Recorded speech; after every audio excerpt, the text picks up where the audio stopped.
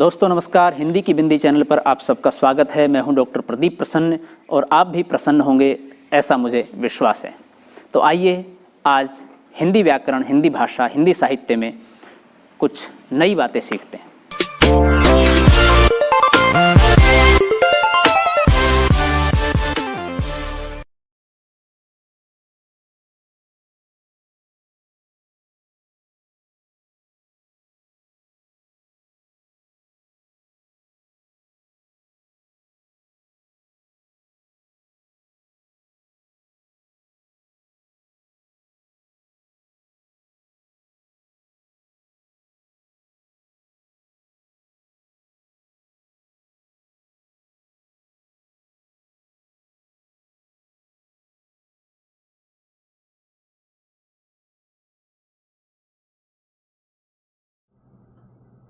विद्यार्थियों, आज की वीडियो हम बना रहे हैं कक्षा 10 की हिंदी की पाठ्य पुस्तक क्षितिज भाग 2 के काव्यखंड प्रथम पाठ सूरदास या उनके पद के प्रश्नों के उत्तर।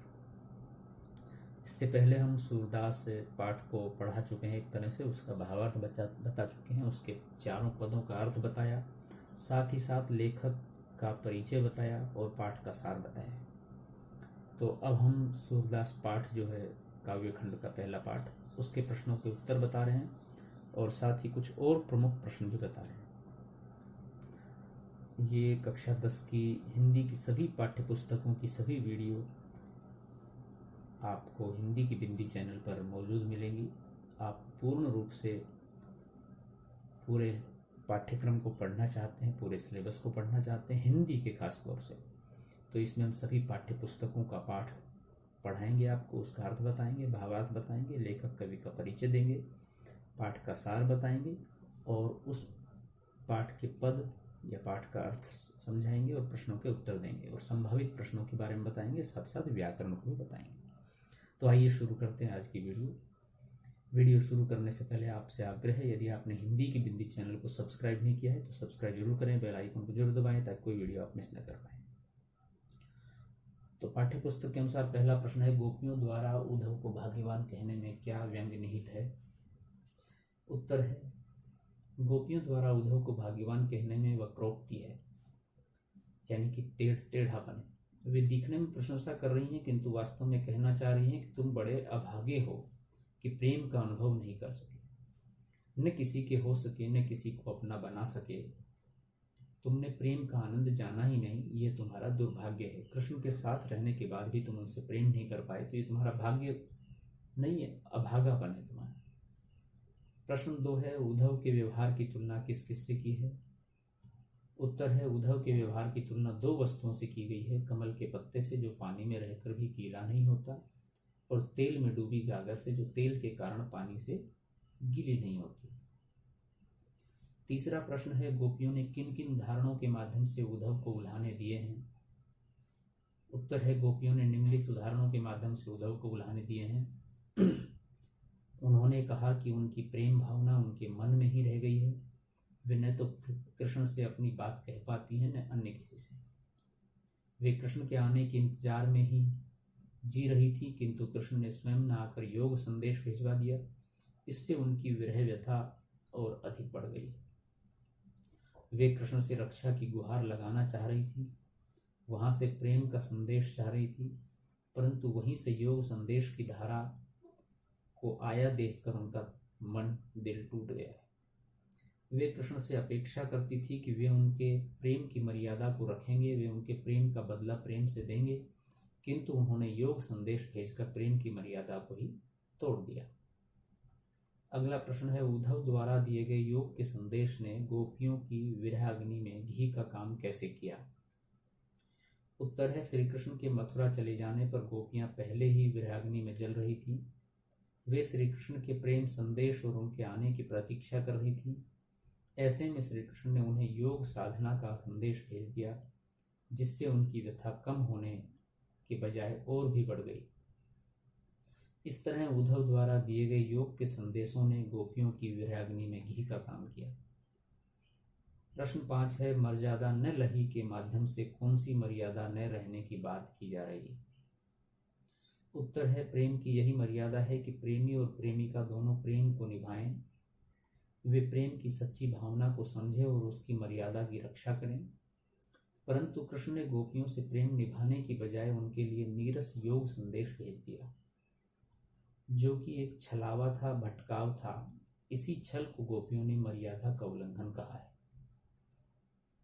अगला प्रश्न है, कृष्ण के प्रति अपने अनन्य प्रेम को गोपियों ने किस प्रकार अभिव्यक्त किया है? गोपियों ने कृष्ण के प्रति अपनी अनन्य भक्ति की अभिव्यक्ति निम्नलिखित रूपों में की है या करती हैं।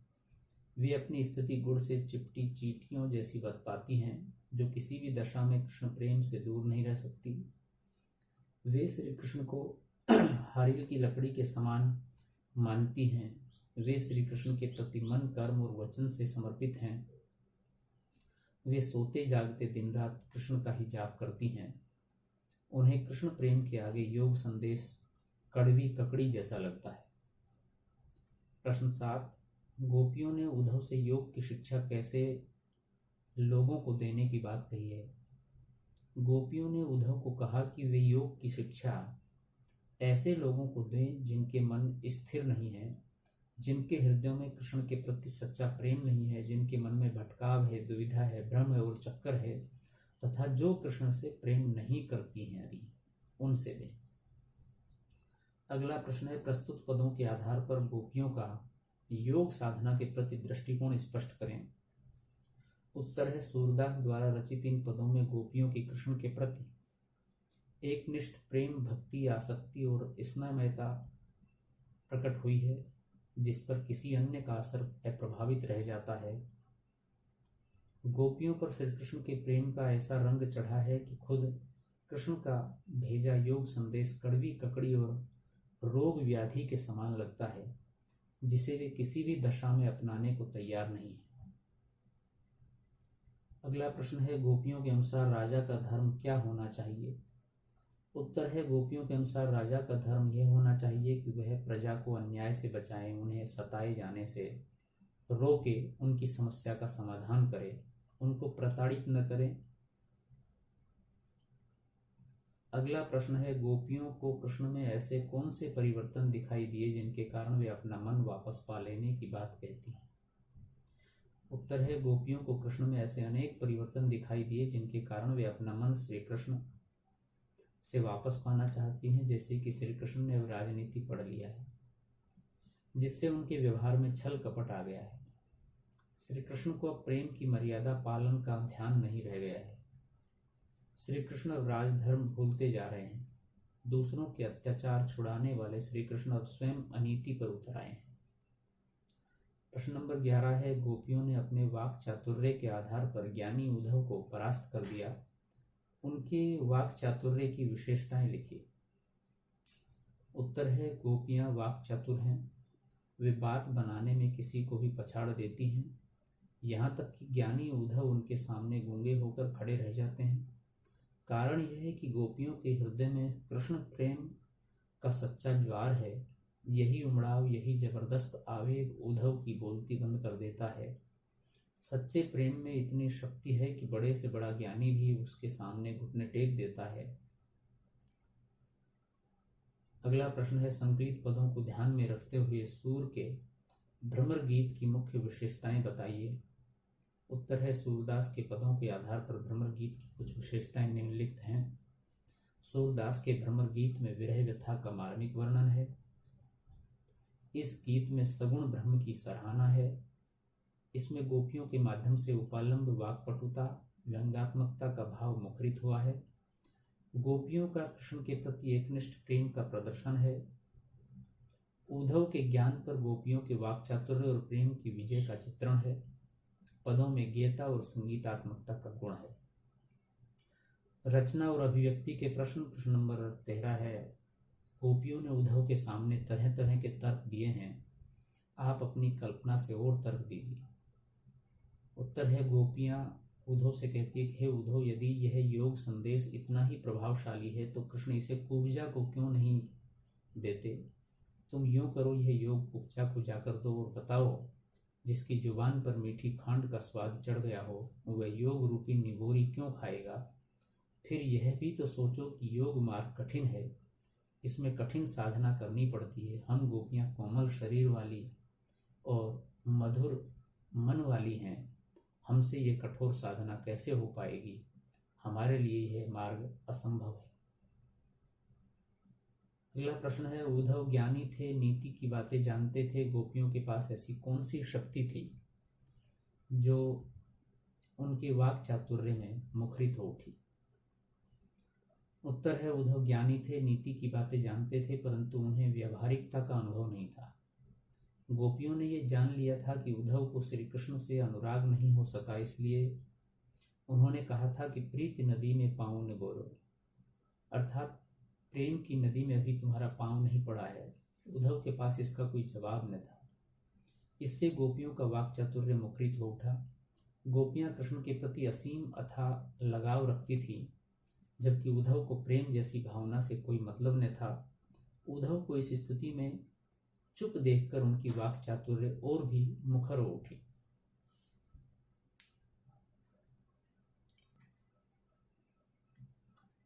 अगला प्रश्न है, गोपियों ने यह क्यों कहा कि हरि अब राजनीति पढ़ाए हैं? क्या आपको गोपियों के इस कथन का विस्तार समकालीन राजनीति में नजर आता है? तो स्पष्ट कीजिए। उत्तर है, जब गोपियों ने देखा कि जिस कृष्ण की वे बहुत समय से प्रतीक्षा कर रही थी वे नहीं आए, उसकी जगह कृष्ण से दूर ले जाने वाला योग संदेश आ गया, तो उन्हें इसमें कृष्ण की एक चाल नजर आई। वे इसे अपने साथ छल समझने लगी। इसीलिए उन्होंने आरोप लगाया कि हरि हैं राजनीति पढ़ियाए। आज की राजनीति तो सिर से पैर तक छल कपट से भरी हुई है। किसी को किसी भी राजनेता के वायदे पर विश्वास नहीं रह गया। नेता बातों से नदियां, पुल, सड़कें और न जाने क्या क्या बनाते हैं, किंतु जनता लूटी पिटी सी नजर आती है। आज़ादी के बाद से गरीबी हटाओ का नारा लग रहा है, किंतु तब से लेकर आज तक गरीबों की कुल संख्याओं में वृद्धि ही हुई है। इसलिए गोपियों का यह कथन समकालीन राजनीति पर खरा उतरता है। तो विद्यार्थियों, ये थी आज की वीडियो। आपको कैसी लगी हमें जरूर बताएं। अच्छी लगी तो लाइक कीजिए, शेयर कीजिए, कमेंट्स कीजिए और चैनल को सब्सक्राइब करना न भूलें। आपके मन में कोई सवाल हो, कोई जिज्ञासा हो, कोई प्रश्न हो तो कमेंट्स के माध्यम से पूछिए, हम उसका समाधान करने की कोशिश करेंगे। कक्षा 10 की पाठ्य पुस्तक हिंदी के सभी पाठों के प्रश्नों के उत्तर और पाठ का सार, उसका भावार्थ, सरल अर्थ, ये सब आप हिंदी की बिंदी चैनल पर जानेंगे, समझेंगे, पढ़ेंगे। तो आप इससे जुड़े रहें और अन्य अपने सहपाठियों को इससे जोड़ने का प्रयास करें। शुक्रिया। नेक्स्ट वीडियो में नेक्स्ट टॉपिक के साथ फिर मिलते हैं।